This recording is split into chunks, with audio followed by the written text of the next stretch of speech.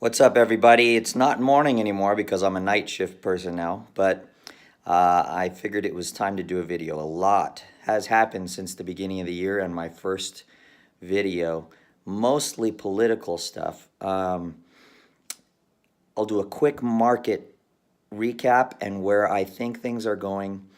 Nothing has really changed since my views of last year. The only thing that's different is the way everybody is talking. And we are entering another phase of crisis where it's see what I do, not what I say, right? Because as I've mentioned in other videos, the regulatory bodies of the banking and financial industry use something called jawboning. Jawboning is saying things that will cause the markets to move in the way that they want them to move. So the Fed recently came out with a more dovish or weak stance on monetary policy, which means they are going to just allow interest rates to either remain the same or they're going to lower them. Now, that's just talk, okay? And they even wheeled out some of the older Fed chairmen, or including a chairwoman, for you feminists who feel like I'm being sexist just for saying chairman. Janet Yellen came out to back up Jay Powell, and they're basically saying that, given the metrics, we may just, hold back and kind of just sit back and just watch the numbers. But that's just talk. Remember always that the Federal Reserve raises interest rates until something breaks. We're getting indication that things are breaking, okay? And just because they're starting to break doesn't mean that they're going to stop raising interest rates. So we're going to have to see what happens, but usually you need to have a reset. And the Federal Reserve right now needs higher interest rates during that reset period in order for them to drive the market. It's almost like filling up your gas tank when you're going on a long trip. So that long trip is going to be that fall in the markets and in the economy. When you see things dropping precipitously, that's the beginning of the long journey. And in preparation for that long journey, the Federal Reserve needs to fill up its gas tank. And by filling up the gas tank, what they're doing is they're raising interest rates. So if you look at that like the fuel gauge, as they raise interest rates, they're raising them because the markets are slowing anyway.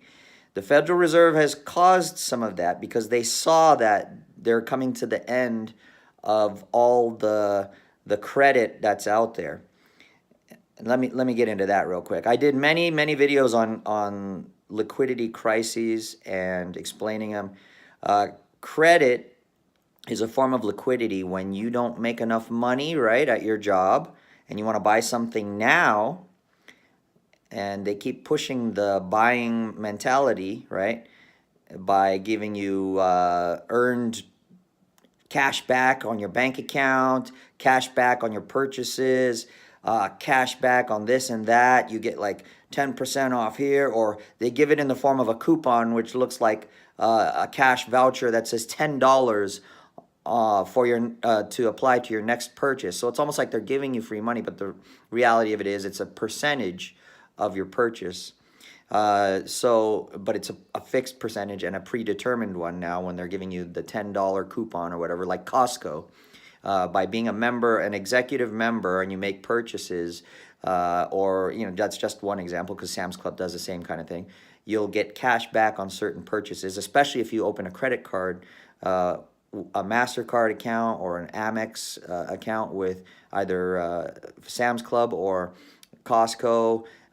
You'll get cash back, which you can apply to certain things. Like in Sam's Club, you can apply it to your renewal. You can apply it to your purchases. I mean, they do this to encourage you to spend. And my bank, Bank of America, has a thing tied to my ATM where when I make purchases, they start to give me cash back earnings on my purchases, and they apply it to certain affiliate vendors like Starbucks. I can get a 20% off my next purchase, or things like that. So they're encouraging people to spend money.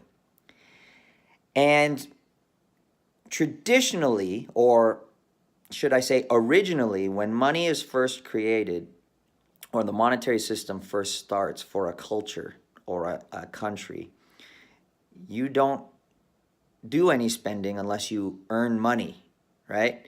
And so in order to earn money, you usually have to go out and work. You go apply for a job, or you will start a business, and you will build wealth by trading in your time for money, right? You'll go to work and you'll sell your labor for a certain amount of payment back. And then you use that money to then go pay your bills, buy a car, buy a house, and the more money that you make, or get an education so you can get a higher paying job with new skills you've acquired, however you acquired them, through a university or through a certification program, vocational program. Anyway, you get more money, you spend more, and you increase your spending as you increase your income, right? Or what you can do, the banking system created the fractional reserve system, where you can put your money in the bank. The bank will allow you to store money in their accounts, and they will then use that money to lend to somebody else, so that somebody else now can do something without, if they don't make enough at their job, they can borrow money, and it helps the economy to grow by lending out credit. So I'm not totally against credit, but I'm against the way they're lending out credit right now. They have lowered reserve requirements in the banks. China especially has done that recently by injecting close to $1 trillion in their stock market, and they've also given money to many of their businesses and industries so that they will use that money to increase inventory stockpiles, even though nobody wants to buy the stuff. They just want to make it so that the economic numbers look good, because right now China has had so much credit booming since globalism caused their massive expansion and growth in China, and increase in power, both economically and, because of economics, militarily. China wants to keep that image looking good because they've got this huge this credit market that's expanded. The United States has done the same thing because of their credit expansion due to globalism, and all this credit is everywhere. So what I'm saying is, eventually credit stops. It has to, because at some point you don't get paid more at your job. Get what I'm saying? People reach a saturation point in terms of income, right? It doesn't mean you have to be that way, but a lot of people get that way, right? They get the type of job which gives them the type of income where they feel satisfied. They're able to buy a nice house, they're able to buy a nice car, they're able to go on expensive, lavish vacations, go dining and watch movies. But at some point they stop buying things, because it's like your house is only so much room, and eventually you keep buying things, you get clutter. So people stop buying things, and as long as you can afford to do all those vacations and activities that you want to do, you reach a saturation point. You feel satisfied. You feel happy. And any additional amount of money you make, at some point, it's like it's not really that necessary at that point, because you've satisfied all your wants and needs. And so you don't seek to educate yourself anymore. You don't seek a new job that pays you more. You stop. You just continue in that job that you're at, as long as it continues satisfying the current wants and needs that you have. And as long as those don't change, that's it. It's standstill. So you only have a fixed amount of income that comes in at that point. It doesn't grow anymore. And if you use credit to buy things just because you like to use a credit card because you get those cashback benefits, you will continue to use credit, and you'll just use your income to pay off that credit. But at some point, if, let's say, your health gets bad because you always go to Krispy Kremes and you have a lot of sugar in your system, so you're getting diabetes, so now you have to change your diet. and you stop going to Starbucks. Those cashback things don't matter. And the purchase through the credit card doesn't matter there either. You go down in purchasing now. You're not going to pay $4 a day, or maybe even $12 if you're doing it breakfast, lunch, and dinner, or $16 if you're doing it breakfast, lunch, and dinner, and an additional coffee in the middle there. You're going to stop making purchases at Starbucks or at the donuts place. Starbucks, you may have stopped because of the caffeine. The caffeine may be affecting your heart, so you've cut back on your coffee purchases. So at some point, now your expenses are going down, including your wants, not just your needs, your wants. And so credit starts to saturate also. So there's no more further credit expansion. And banks make bank off of credit, right? That's their business. So the policies of the world are starting to show that credit is slowing, and therefore expansion is slowing. And the central bank, the Federal Reserve, already knows this stuff. They try to make it seem more complicated than it is. They go, oh, the manufacturing index, blah, blah, blah, blah, blah. The inflation index, blah, blah, blah, blah, blah. They talk about all these different metrics and measures, but the only metric that they really need to look at is credit expansion, really, because that affects all other markets. And so when they see credit expansion stop and credit is starting to stagnate, the extension of credit or leverage, they will do things to try to keep it going. What will they do? They will lower lending standards. So we have the new FICO score rating that would be coming out. Fair Isaacs Corporation, which is basically what FICO is. It's the short hand of Fair Isaacs Corporation, FICO. They give you your credit rating, right? And currently, or in the recent history, the FICO scores standards have been pretty high, right? If you don't pay your bills, they stop lending to you. Your FICO score goes down, and you get basically an F in terms of credit. They won't give it to you. If you got an A in terms of credit, they'll keep giving it to you. And typically, the people who have A's are the people who don't spend much. They control their spending on credit so that they can pay it back, or they use credit for businesses which generate income, basically are investments that generate monthly income that are able to cover their monthly expense on their debt. So really, rich people aren't going to expand credit very much. It's the poor people who expand credit because they're the ones who spend on all kinds of lusts, wants that they go out and pay for, and then don't have the money to really pay for it. And that's where all your credit problems start to begin. So what they're trying to do now is they're changing the FICO scores. They're offering new FICO scores, which basically bump you up in your ability to borrow. It's like grading on a curve now. Everybody's failing right now, and they're the rich people that are they're getting A's in the class. So they've bumped the A people down to like a C rating so that they can grade on the curve and then raise everybody else up.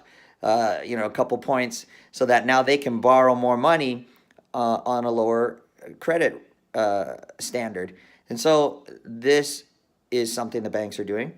Another thing the banks are doing is they're lowering their reserve requirements. The central bank lowers the reserve requirements for every bank, all right? So that means the banks don't have to hold that much money in the bank accounts.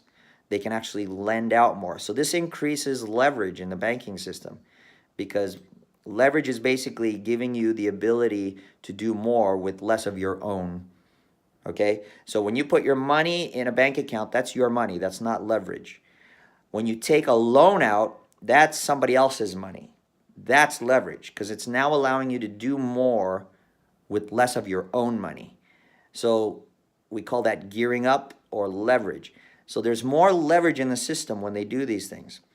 What that does is it helps to temporarily expand credit again while the Federal Reserve raises interest rates and fills up their gas tank for that coming great journey that's on the horizon. And meanwhile, they're saying, oh, we're not going on a trip. I'm not filling up my gas tank. I may not fill up my gas tank because right now I don't see like I'm going to go on that trip. right? So that's jawboning. Jawboning is telling you, I'm not going to fill up that gas tank, so that they can keep the situation going a little bit longer, because part of keeping credit expanding is making consumers feel very, very positive about the economy. Because when people are negative, they're not going to spend money. They're going to go save. They're going to start stockpiling their cash because they're worried about the future. But when I tell you the future is bright, there's no crash on the horizon, you're going to keep spending and spending and spending. And you make that journey more realistic in the future. So the Federal Reserve is jawboning right now, and there's a crash coming, and I personally believe they're gonna keep filling their tank. And when they stop filling their tank will be determined by consumer sentiment. Are people gonna stop shopping? Right now, you have things coming up like Valentine's Day. It's supposed to be a pretty good consumer holiday because loved ones have to go out and buy things for loved ones, right? So you're going to get spending on chocolates, movies, food, jewelry, uh, you know, all your typical things. You may even get a little bump in vehicle purchases because those wealthy people want to show off by buying their loved one a car. Vacation spending might go up a little bit. So we'll have to see what happens in February. You also have in February is the Chinese New Year, is usually during February. So the Chinese spend money on gold and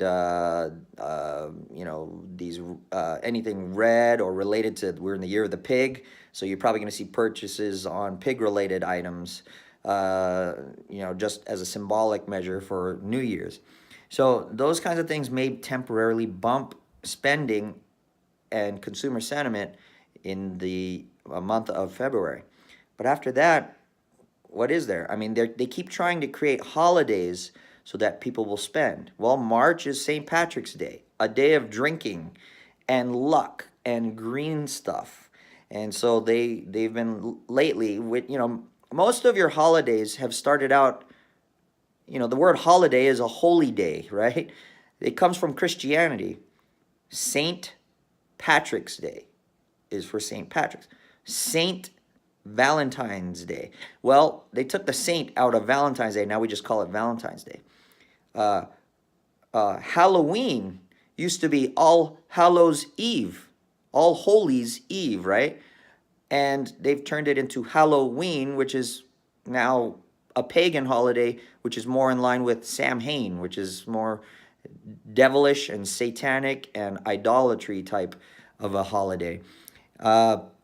Christmas was about Christ's birth, right? Christ's Mass.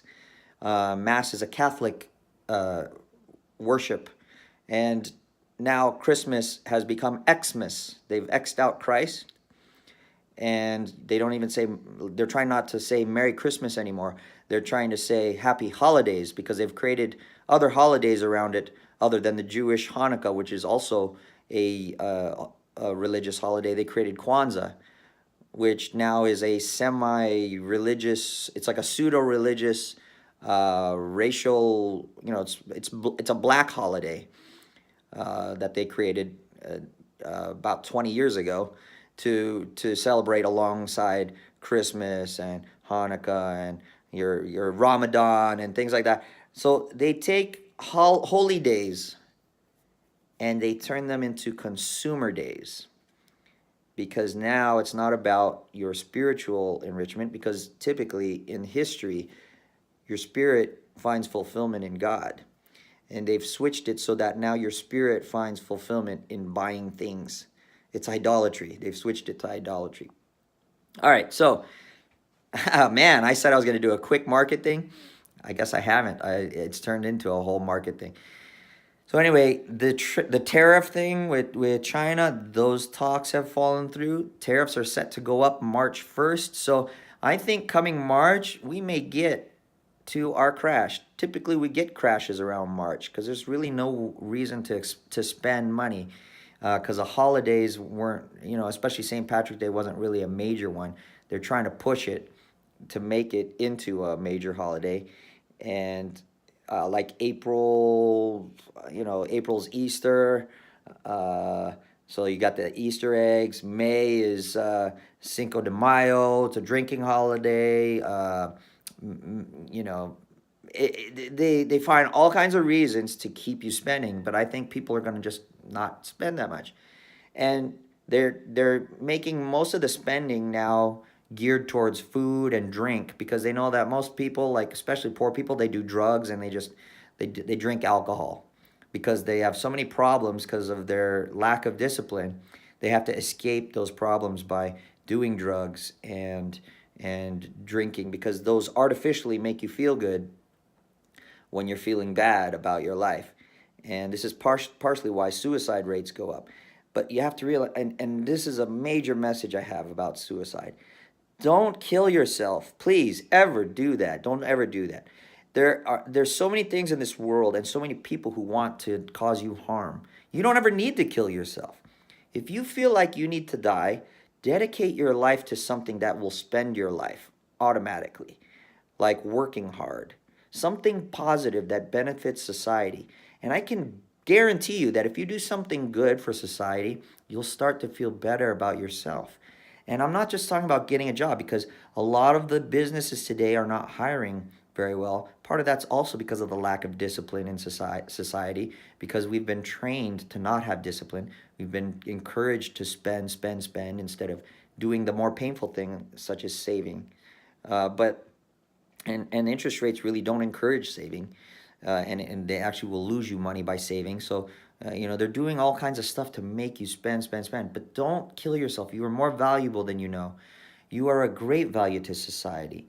And this is, if you realize that the governments and the banking system and the authorities of today are actually trying to cause harm to other people, dedicate your life to changing those things. Now, a lot of people complain about Alexandria Ocasio-Cortez, and I think she's actually financed by globalist banking interests because she's not very educated, but she speaks the party line, the Communist Party line. But still, she's doing something which, I can't knock her for that. And she's giving you an example that you don't really need to know much to do much. But just the mere fact that she's accomplished a lot without knowing much is a sign that she's being pushed. But it's still you can do a lot. You are instrumental in this society, and if you kill yourself, your skills, your talents, you may not even realize you have talents. You may not have had a chance to, and you feel like you're worthless. That should be a sign right there that you need something spiritual. And as a Catholic, I firmly believe in God, and that's what prevents me from ever doing that because I realize my life is not my own. I belong to God.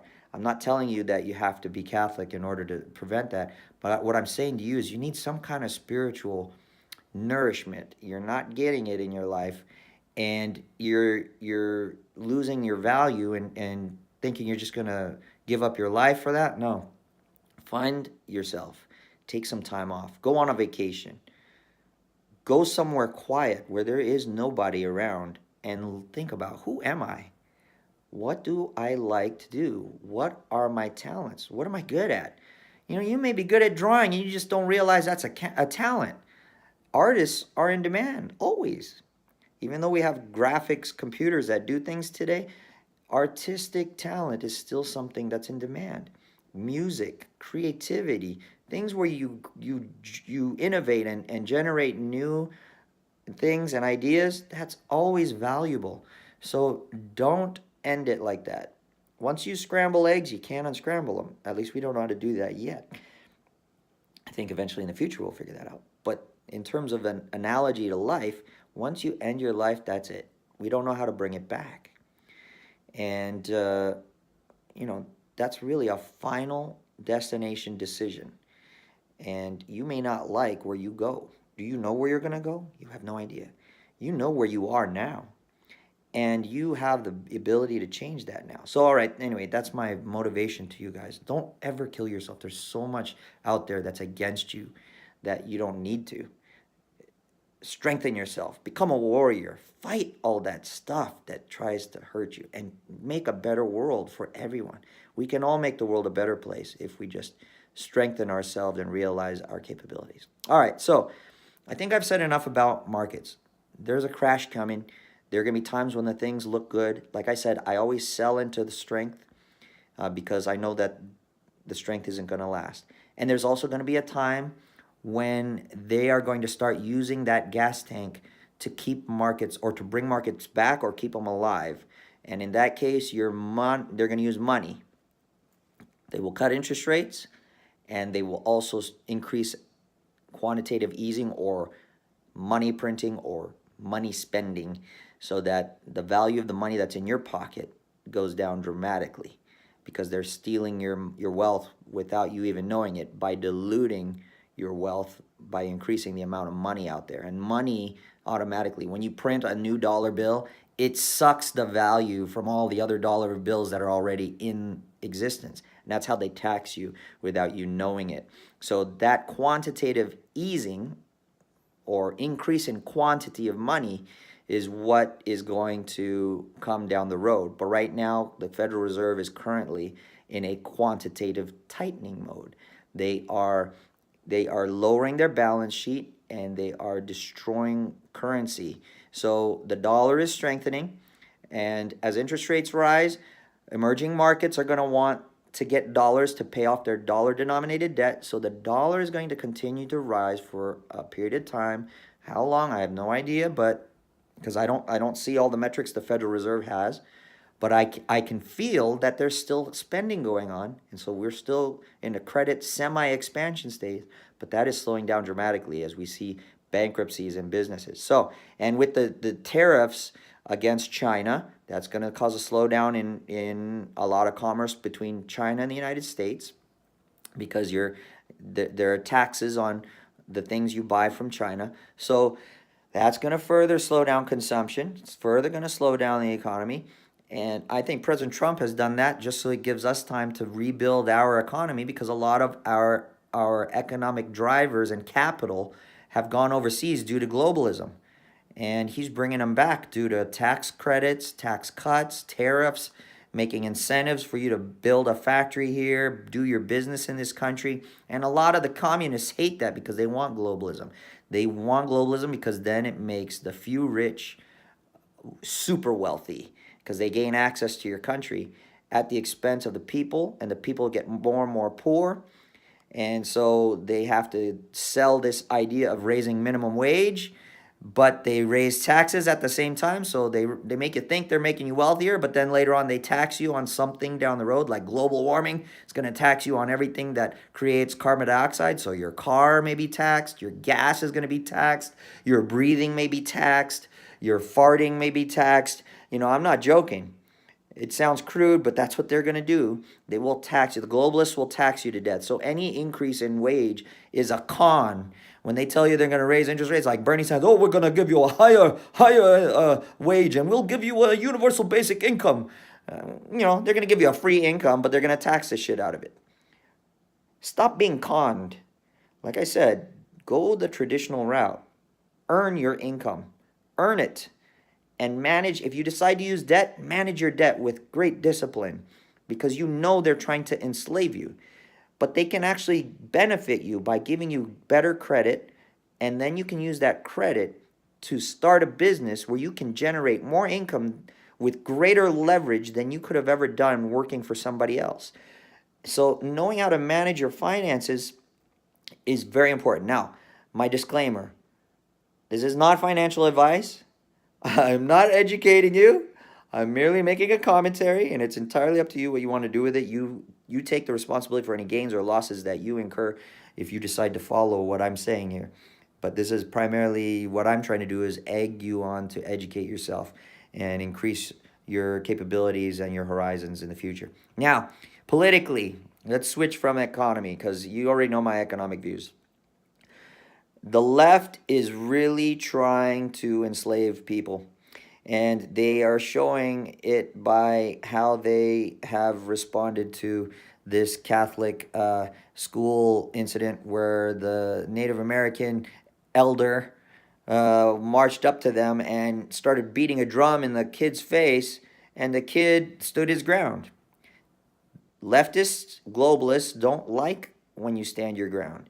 They will really attack you. They want a slave culture. So the media has really gone out and tried to label these kids as racist, and it turned out that everything that they were reporting was false. They made the kids look bad. They made the kids look racist, and they made them label all this stuff. And then they also they doxed them. They released their names so that people can then go threaten the kids. This is our society, folks. Everybody, this is why don't commit suicide. We need more strong warriors out there who realize what they're trying to do and are going to stand up and fight them in the coming Armageddon. I think there's a spiritual war going on here. And this is why they get you spiritually to be bankrupt, so that you commit suicide. Don't be spiritually bankrupt. Realize that there is a greater spirit out there that maybe you don't see. Just like in you and me. There's a spirit in us. That's what makes us different from desks and chairs and rocks. We have intellect. We have life within us. Makes us rare and valuable. Life is so rare that people constantly look into outer space looking for more life. They call them aliens, looking for extraterrestrials, extra outside of the terrestrial area, or the earth, the place, the land, the ground that we live on. Life is rare. Don't kill yourself. Be a warrior. It's time to be a warrior, because the leftist warriors who want to steal wealth from everyone so that they can be powerful and lord it over all their slaves, and then everyone can serve them and raise them up while they eat the finest foods, wear the finest clothes, drive the finest cars and vehicles, fly their own jets, and live in great mansions far away from our ghettoized, high-density, poverty-stricken housing. Try to kill you and control you and try to change your minds. Now, I'm not saying all rich people are that way, but I'm saying you can tell who the bad guys are by their fruits, by the taxes they try to put on us, by the bans they try to do to limit us from using things, by the restrictions on movement and limiting of your freedoms and choices. These are the evil people that we have to fight. All right, my video's been long. I'm going to leave it at that. I really wanted to do more political commentary, but I ended up doing the financial commentary because I think that's what affects people the most. And I think that I needed to spend that time on it. Now, if it's your first time viewing my videos, please subscribe. Like the video so that more people can come and see that people like my content and they will be more interested in seeing it. But most importantly, share it so that you are the best salesman for me. By word of mouth, you can say, look, I like this. This guy provokes new thoughts for me and has opened my mind to new things. And I think he can do the same for you. You should check this out. Boom. Take it. Sharing is caring, right? And word of mouth is the best form of sales. So, love you guys. I look forward to doing more videos when I can. My schedule has changed, so it's made it much harder for me to do videos, but I will do my best to do more videos and different types of videos. Thank you for all those who have supported me, those who have donated Bitcoin and other cryptocurrencies. I appreciate that. I try to include the links below, but I may not have time. I may just be able to post this this video. But in my other videos, I have the links, so if you really need to go and you feel the urge to support me, I appreciate that. Go ahead and donate through those links.